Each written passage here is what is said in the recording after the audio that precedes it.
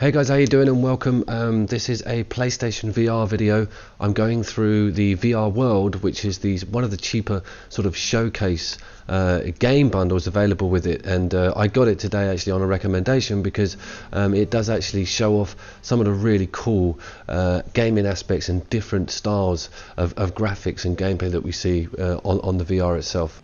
Let's just talk about the VR itself very quickly. It is a slick piece of kit. It took me about 12 minutes to set up, and I never actually put one on, alright? I never used the HTC or the Oculus Rift. I deliberately stayed away from all this, so it was my first time, you know, sitting down and putting that thing on, and this was the sort of opening scene I saw. Now, all footage of the VR, you need to times it by about 25 for intensity. This thing really does deliver, and it really does work.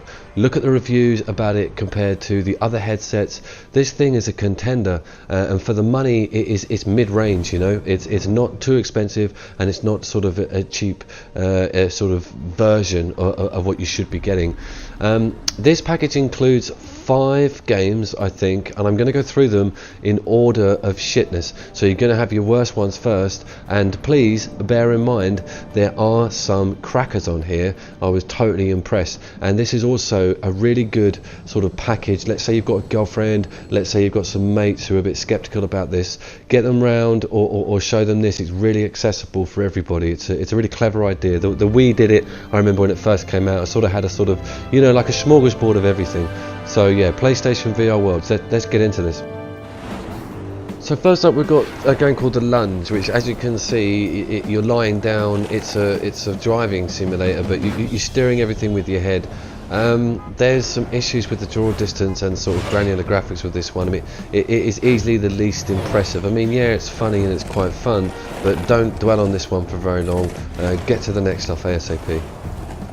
So the next best game is called Scavenger Quest, I think. Don't quote me on that because I can't go back to the menus and check. But basically, it's kind of a mech game. What straight away you'll be impressed with is the cockpit view actually features an avatar of a like a alien bloke, right, sitting in a chair, like you're sitting in a chair. And the brain straight away sort of identifies this avatar as you. It's a really strange sensation. People who've used these before will know what I'm talking about. But it's not on rails. It's free roaming, and you're walking around. The space station's falling apart. You've got to get off it. There's a really cool sort of breathtaking scene where you get launched out into outer space and you sort of see outer space for the first time. That's pretty damned amazing. It is, however, quite far down on the list for a reason, and one of them is that it does induce a mild amount of nausea with me. Alright, I'm going to give nausea scores out of 5, and this one is about 3 to 2. It's really weird. Sometimes I get it, sometimes I don't get it, but there's a lot of jumping around, there's a lot of looking around. I think the games that are quite hectic, that involve quite a lot of looking and moving in one direction and looking in another, seems to do it for me, or sort of big ups and big downs. But surprisingly enough, I'm getting really used to it. This is not bad. The graphics are not that great. You can see that there's not a lot of detail on stuff, but you know, next one on the list, certainly better than that Lunge shot.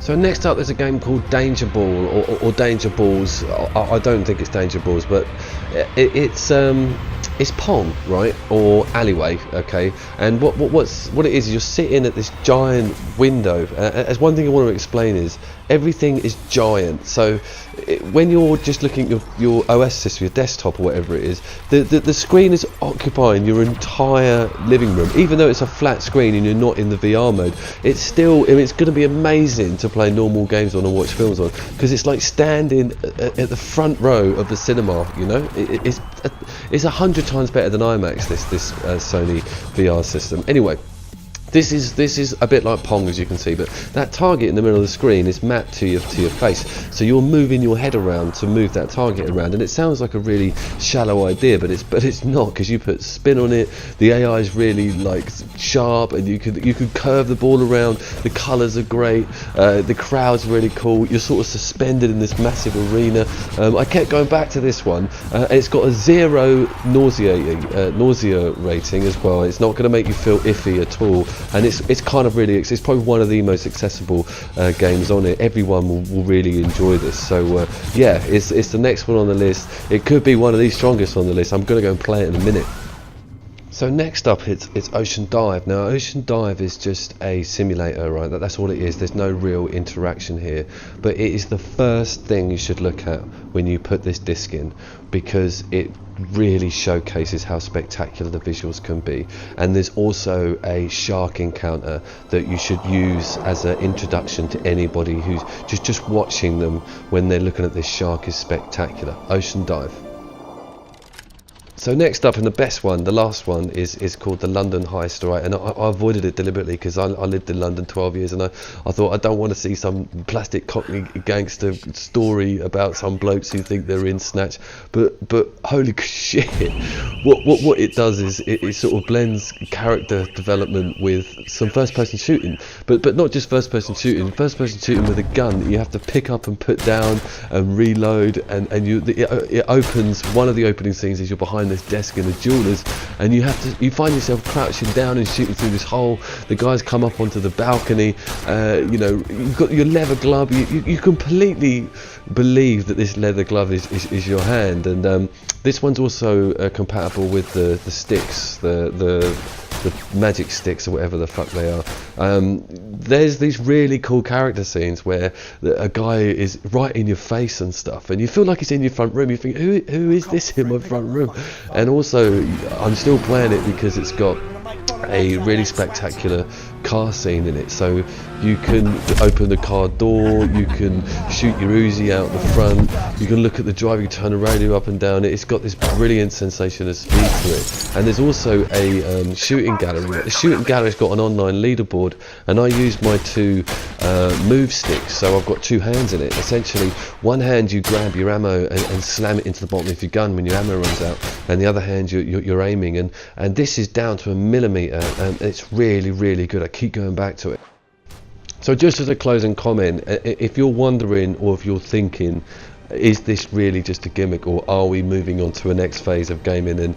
And it's the latter, guys. This is the new way now. It's I can't wait for rigs. I've got rigs, and I've got Eve Valkyrie coming up. I'll review them for you guys tomorrow. I've gone into them, but they need a bit of time. Obviously, they're quite big gains. But this one I wanted to give you a sort of overview of, because it's cheaper, and it's definitely worth the spend, because it sort of dips into a lot of different gaming styles. It will keep you going. You know, if you're going to cane all that money on this system and that camera and those motion sticks, then you're going to get to utilize all of that with this one disc. You know, I got it for about 150 dirham, which I think is about $20. It's probably a bit cheaper than that in the UK.